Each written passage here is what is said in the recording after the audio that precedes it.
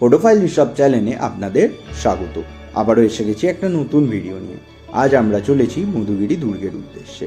এই দুর্গটি ব্যাঙ্গালোর থেকে মাত্র 100 কিলোমিটার দূরে অবস্থিত। প্রথমেই আমরা পৌঁছে গেলাম দোদাবাল্লাপুরে। সেখানে ধোসা দিয়ে আমাদের ব্রেকফাস্ট সেরে আমাদের যাত্রা আবার শুরু করলাম। দোদাবাল্লাপুর থেকে রাস্তাটা সত্যিই অসাধারণ। কালো পিচের রাস্তা আর চারদিকে সবুজ সবুজ টিলা, আহা, মনটা যেন জুড়িয়ে যায়।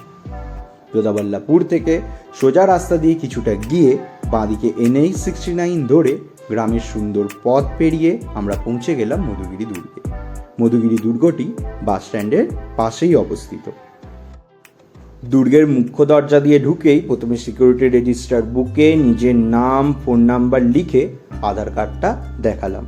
তারপর পার্কিংয়ে বাইক পার্ক করে দিয়ে দুর্গের চূড়ার উদ্দেশ্যে আমাদের যাত্রা শুরু করলাম। তবে বলে রাখা ভালো, এখানে এলে অবশ্যই মনে করে কিন্তু নিজেদের গভর্নমেন্ট প্রুফ সাথে আনবেন। দুর্গটিতে প্রবেশ মূল্য কিছু নেই, তবে পার্কিংয়ের জন্য সিকিউরিটি গার্ড আপনার থেকে কিছু চাইতে পারে। আমি 50 টাকা দিয়েছিলাম। সকালবেলা 6টার সময় দুর্গটি খোলে এবং বিকেল 5টায় দুর্গটি বন্ধ হয়। তবে বিকেল 3টের পর দুর্গটির ভিতরে আর কাউকে ঢুকতে দেওয়া হয় না। অবশ্যই রেজিস্টার বুকে আপনার সঠিক ফোন নাম্বার দিয়ে আসবেন, কারণ 3টের পর দুর্গতে থাকলে সিকিউরিটি ফোন করে আপনাকে নিচে আসতে বলবে। এই দুর্গটি কর্ণাটকের তুমকুরু জেলাতে অবস্থিত, যার উচ্চতা সমুদ্রপৃষ্ঠ থেকে প্রায় 1200 মিটার। এটা এশিয়া মহাদেশের অন্যতম একটি বৃহৎ একশিলা শিলা গঠনের উদাহরণ। বিজয়নগর সাম্রাজ্যের রাজা হরিহরার শিলালিপিতে এই দুর্গটি মাদ্দাগিরি হাল্লি নামে উল্লেখিত রয়েছে। বিংশ শতাব্দীতে যার নাম পরিবর্তন করে করা হয় মধুগিরি ফোর্ট।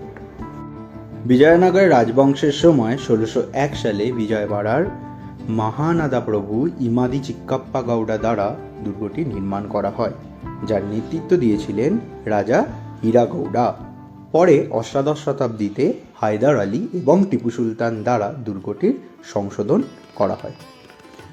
মহীশূরের শাসকদের জন্য এই দুর্গটি খুবই গুরুত্বপূর্ণ ছিল। অ্যাংলো মহীশূর যুদ্ধের সময় দুর্গটি ব্রিটিশদের দ্বারা দখল করা হয়। লোকমুখে শোনা যায় এই দুর্গটি ভারতের স্বাধীনতা সংগ্রামের ইতিহাসে ব্রিটিশদের বিরুদ্ধে অন্যতম গুরুত্বপূর্ণ কেন্দ্র ছিল। ছুটির দিনে একটু ট্রেক করার জন্য খুবই ভালো জায়গা এটি, তবে অবশ্যই তার জন্য ন্যূনতম শারীরিক শক্তি থাকা অবশ্যই দরকার, কারণ দুর্গটি চড়তে প্রায় 3.5 কিলোমিটার উপরে চড়তে হবে। তাতে সময় লাগবে প্রায় 2 থেকে 3 ঘন্টা। এখানে ঘুরতে এলে অবশ্যই মনে করে সাথে একটা জলের বোতল নিয়ে আসবেন, কারণ দুর্গে চড়তে চড়তে কোথায় আপনি জল পাবেন না। এই দুর্গ সাক্ষী রয়েছে অনেক যুদ্ধের, তবে এখন বেশিরভাগটাই ধ্বংসাবশেষ মাত্র।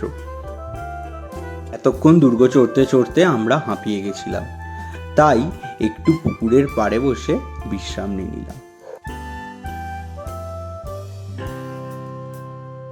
ওই যে দূরে দেখা যাচ্ছে দুর্গের চূড়া, ওটাই আমাদের গন্তব্য। এই দুর্গটির আশেপাশে রয়েছে অসংখ্য ছোট ছোট টিলা, উপর থেকে যার রূপ অসাধারণ। এই দুর্গে রয়েছে অনেকগুলো ওয়াচ টাওয়ার, যেখান থেকে নিচের মধুগিরি শহরটাকে দেখতে খুবই সুন্দর লাগছিল। একটু বিশ্রাম নিয়ে আমরা আবার উপরের দিকে উঠতে শুরু করলাম। দুর্গতে চড়তে চড়তে ওখানের এক রাখালের সাথে আমাদের পরিচয় হয়, যিনি রোজই প্রায় নিজের ছাগলগুলো নিয়ে ওই দুর্গের মধ্যে চড়াতে আসেন। জলাশয় পেরিয়ে যখন একটু ওপরে উঠলাম, তখন সামনের ওয়াচ টাওয়ার আর দূরের দৃশ্য দেখে মনটা সত্যিই খুশিতে ভরে গেল। মনে হচ্ছে যেন সারাদিন এখানেই বসে দূরের প্রকৃতি দেখতে দেখতে এই পুরো দিনটা কাটিয়ে দিই। তবে জানিয়ে রাখি যে এই পয়েন্টের পর দুর্গে উপরে ওঠার রাস্তাটা একটু সংকীর্ণ প্রকৃতি। এত অবধি আপনি একটা ভালো সিঁড়ি পাবেন। এরপরে রয়েছে পাহাড়ের মধ্যে খাঁজ কাটা, যার পাশে একটা রেলিং। ওই রেলিং ধরেই আপনাকে খুব সাবধানে উপরে চড়তে হবে।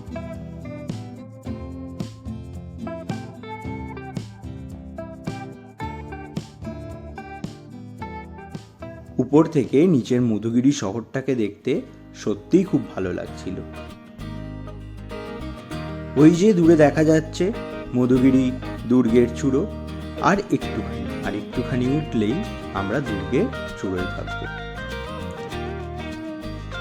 শেষমেশ আমরা দুর্গের চূড়োয় পৌঁছে গেছি বলতে গেলেই। এই দেখো, আমরা দুর্গের চূড়োয় পৌঁছে গেলাম। দুর্গের চূড়োয় উঠে আমরা কিন্তু খুব একটা বেশি সময় কাটাতে পারিনি, কারণ আমাদের খুবই দেরি হয়ে গেছিল। তাই আমরা যখন নিচে নামছিলাম তখন দেখলাম সেই রাখালটি আপন মনে একটা বাদ্যযন্ত্র বাজিয়ে গান করছে।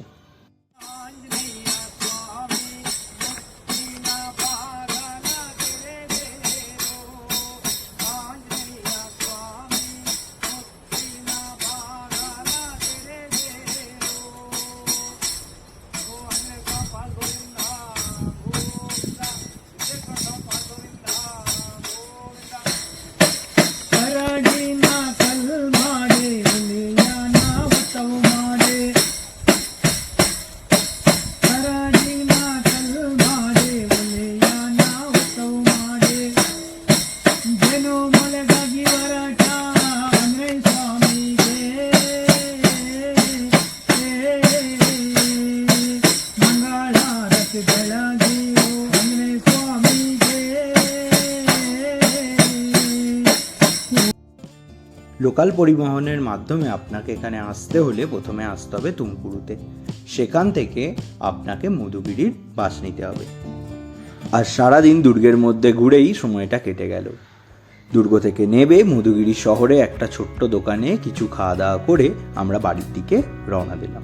ভিডিওটি ভালো লাগলে অবশ্যই একটা লাইক করবেন, আর কমেন্ট বক্সে জানাবেন এই ভিডিওটি আপনার কেমন লেগেছে। পারলে ভিডিওটি আপনার বন্ধুদের সাথে শেয়ার করবেন, আর এরকমই আরও অনেক ঘুরতে যাওয়ার ভিডিও দেখতে আমার চ্যানেলটিকে সাবস্ক্রাইব করে রাখুন। আজকের ভিডিও এখান পর্যন্তই। দেখা হচ্ছে পরের একটি নতুন ভিডিওতে। সবাই ভালো থাকবেন, সুস্থ থাকবেন।